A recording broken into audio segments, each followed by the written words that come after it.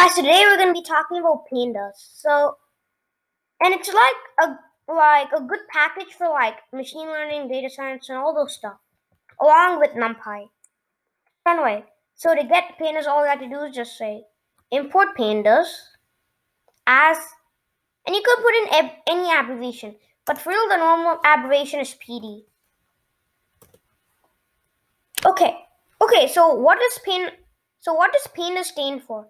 Pandas stand for panel data. Okay, yeah. So anyway, so pandas like, it helps us to make like tables, one dimension and multi-dimension. So how do you create like one dimension? Now, to create one dimension, there's this thingy called series attribute. Anyway, so to get the series, I'll just show you. Okay.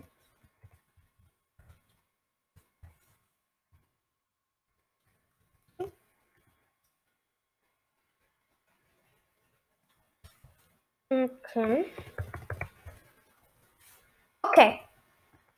So to get like a one-dimensional thing like this, all you have to do is 1, 2, 3, 4. Then it just like prints out that thingy, but also with the index values of those. And don't worry about this D-type int64. Okay. So now, what if you want these index values to be changed to something you want? No, that's actually supposed to be easy. Oopsie. Oopsie, guys. Okay, so now what did we do here? We just write down the thing, but then we change the index value by putting in a comma. Index equal to blah, blah, blah. The list that matches up. Now, what if the list does not match up? Then it just puts in a value error because it does not match. But now, what if this has some more? Then this is also a value error. Okay, so those are series, like, pretty much. But now, you can also create series with dictionaries. I know, that seems silly, but for real, it's easy. For real, it actually works because of some explanation. Anyway, so instead of let's create a dictionary. Let's say T1 equal to, let's say, value 1, K2 equal to V2, and that K3 equal to, equal to V3. Oopsie. Okay, so now the keys automatically takes place in the index values, and the values take in the place of the values. So yeah, so that's how the PD.series work. Now what about data frames? So now let's just cut all these stuff because the data frame part is going to be big. So now to create like a multi-dimension, all you do is pd.data frame. Now remember, the F and the D should be capital. Now, what do you do? Now you can just create a dictionary. Let's say, okay, so let's create a thingy that tells marks and the names and marks. The names of students and their marks. Anyway, names, Sam, Sean, we know that. Sam and maybe Joe, maybe? Oopsie. Yeah. Okay. I have to put them in a list, right? Yeah, so, and don't forget to put them in a list if it's multiple values. Tom, And yeah, okay.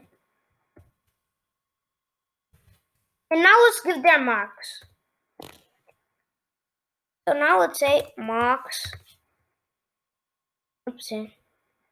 Okay, so now enough of grammar. So now the marks is, let's say let's say that Sam did like an impressive 89, and that, I mean, maybe not 89, I mean 99. Let's say that Joe did maybe 65, and maybe Tom did like about, let's say 50. Actually, let's say this 50 and this 65. So now, if we get this, then you just get this table here. Now, don't worry about these index values, because in every pandas thingy, there is these index values. Okay, so we get the names and we get the marks. We get the names and the marks. Oh, yeah. So you see, the key automatically becomes the title for that column or row. Yeah, so it automatically becomes the title for that column, or do I rather mean row. And then the list of values automatically becomes the values here. And for the marks also, it's another title with the marks here. Get it? Okay. And now I'll just put in these, the colons, because I want to put in a percent sign.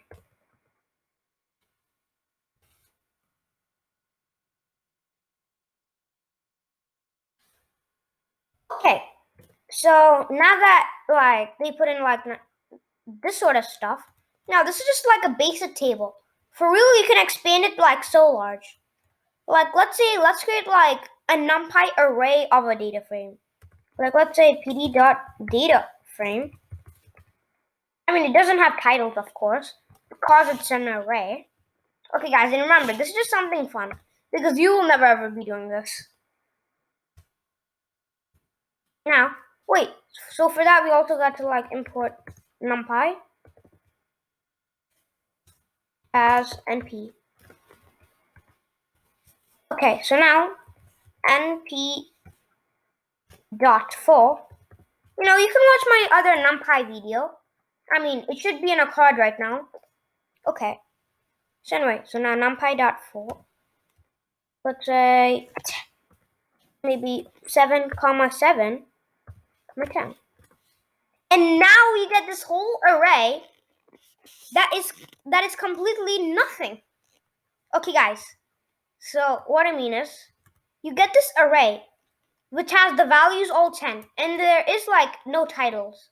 I know this is never ever important, but really, this is just for fun, just to tell you that pandas are really useful.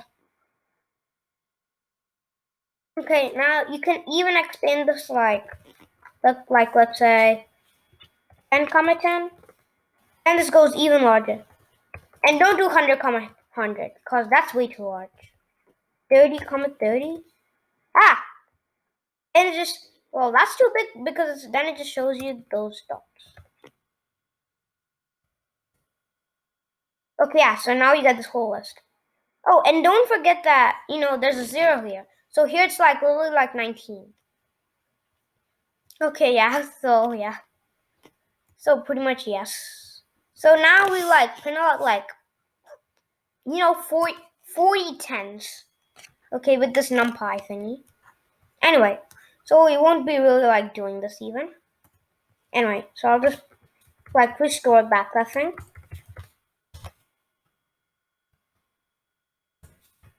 Students. Names.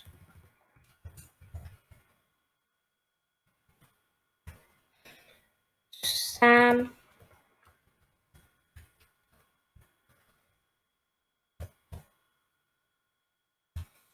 And let's say, yeah, and now let's say Joe. And now let's say like Tom. And now let's like give their marks.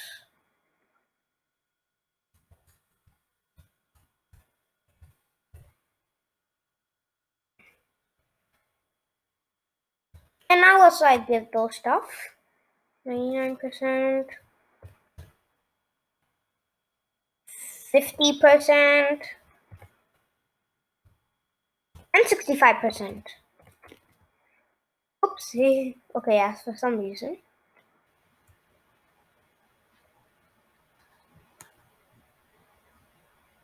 Okay, yeah, so for some reason it's not like... Yeah, so for some reason... Oopsie, I put this as NP, I mean PD. Oopsie. Not PP, I mean PD. So now I get back this list. I mean this table. Okay, so yeah. So those are the simple things. Now, how can you get like a CSV file? Now, to get a CSV file, like, I basically have one. And so to do this, you have to download a CSV file. Like, and you can like go to anything. Now, after you download the CSV file, you can see it, right? So now, to do it, all you have to do is pd dot read CSV. And now, make sure that it's like located in the same location as your Jupyter notebook. Or like the same like, main thing. Which usually like pops up when your Jupyter notebook opens. I mean, not the editor. Anyway, so read CSV.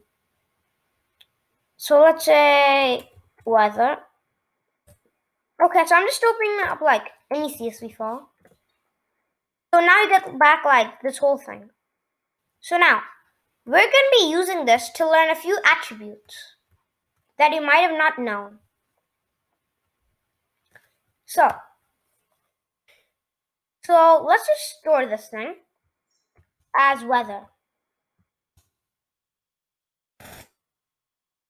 Okay. These are just like made up dates, okay? So these aren't like real dates, okay? These are just made up. So don't use these. So now, let's say weather, we get back the same. Now, there are like a few attributes. So, so now, let's just say dot tab. Now we get these bunch of functions. So now, the functions that I'm going to first be telling is called the head function. So now, you can just leave it without parentheses. I mean, you have to leave the parentheses, but you don't have to write anything inside them. And if you do that, then you get nothing. I mean, you don't get nothing. I mean, you get the first 5 records. Or like, the first 5 data column, the rows. So you get the first 5 rows if you do the head. Now, if you type in a value, then it does the first thingy of that value. Like, let's say 10. Now this is recording the first 10 rows. Now, opposite to the head function is the tail function. I know heads and tails, pretty much opposites. So now if you leave this without anything, and you just get back the 5 last. And again, if you like put in something, like let's say 10, then you get back the last 10 records. Okay. So, other than that, let's say describe. Maybe. So now, describe gives you like some information, pretty much like mean, median, and mode. Like, let's say in a table, except that these are different stuff. So now let's say the count of date is 14, 14, 14, as usual actually. And the unique thingy is 14, 3, temperature. I mean, the temperature is 3 for, and all of those stuff. So it gives you these information. And since this table's like short, pretty much, it doesn't like put in a lot of information. So now, okay guys, so that's basically it. So bye-bye guys, see you next time.